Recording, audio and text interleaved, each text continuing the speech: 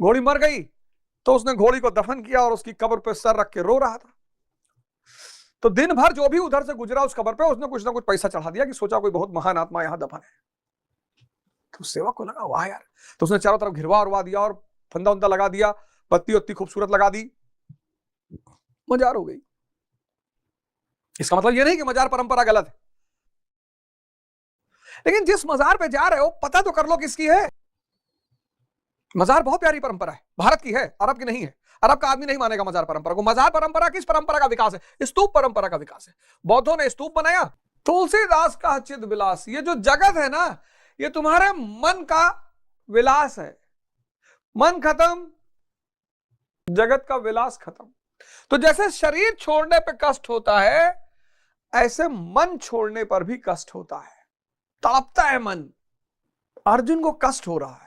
अर्जुन कह रहा है कुल धर्म का नाश हो जाएगा। 43वें श्लोक में कह रहा है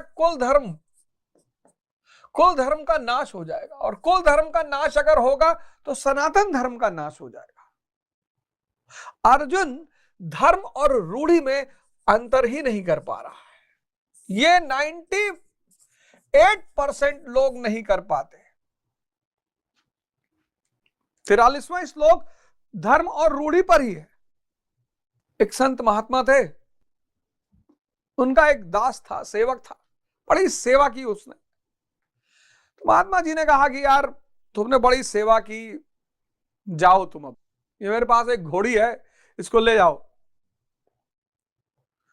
तो सेवक घोड़ी लिया, चल दिया। एक शहर में पहुंचा तो 3-4 दिन बाद घोड़ी मर गई। घोड़ी मर गई तो उसने घोड़ी को दफन किया और उसकी कब्र पे सर रख के रो रहा था।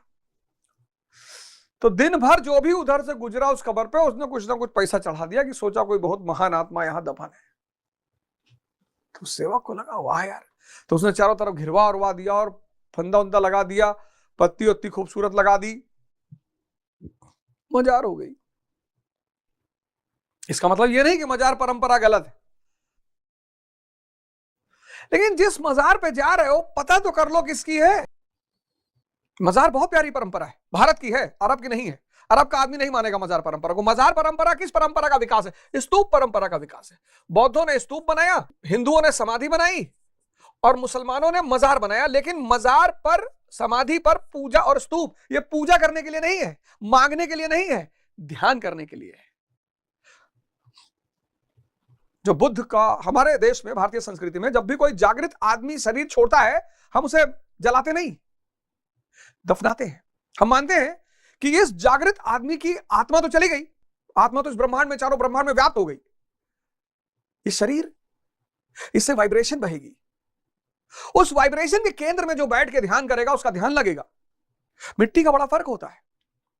दिल्ली की एक सोसाइटी में रहता था, बहुत दिन बाद पता चला कि वो सोसाइटी कब्रिस्तान पर बनी है और उस सोसाइटी में ऐसी ऐसी घटनाएं घट रही थी, ऐसी ऐसी वाइब्रेशन, कोई भूत प्रेत नहीं, वाइब्रेशन, पॉजिटिव और नेगेटिव वाइब्रेशन। स्तूप परंपरा, फिर इस स्तूप परंपरा को हिंदुओं ने अपना लिया, समाधि परंपरा। इन्होंने भी अपने संतों को नहीं चलाया, समाधि बनाई। और फिर इसको भारत में भारतीय मुसलमान, मजार जो है भारतीय परंपरा है, अरब में नहीं है ये। धर्म और रूढ़ी, 43वां श्लोक। रूढ़ी मतलब आप कुछ ऐसा किए जा रहे हो जो आपके पुरखे करते थे, आपको पता नहीं, और असलियत पता ही नहीं, असलियत आपको पता ही नहीं। रोजा आप मनाए जा रहे हो, रमजान, बस ऐसे ही इसलिए क्योंकि आपको जन्नत मिलेगी, और सही सही मना लो तो वाकई में जन्नत में आ जाओ इसी जीवन में। इतनी बड़ी साधना है वो। गणेश, गण यानी इंद्री, ईश यानी देवता, इंद्रियों का देवता मन। तो अगर किसी काम को करने से पहले मन को साध लोगे तो उसका विघ्न खत्म हो जाएगा, बाधा खत्म हो जाएगा। भैरव, विज्ञान भैरव तंत्र, तंत्र संप्रदाय भारत में, संभोग का संप्रदाय, स्त्री और पुरुष के मिलन से समाधि। पश्चिम तो सन्नाटे में आ गया इस बात को सुनकर कि ये क्या बोल रहा पूरब, ये जो शब्द है सेक्स, ये पश्चिम का है, भारत का है ही नहीं। भारत का शब्द है संभोग, रूढ़, प्रचलित परंपराएं जो अपना वास्तविक स्वरूप खो चुकी हैं। अर्जुन रूढ़िवादी है, धर्म के आड़ में बचने की कोशिश कर रहा है। तो कह रहा है माधव धर्म खत्म हो जाएगा, उसको पता ही नहीं, वो धर्म नहीं रूढ़ की बात कर रहा है।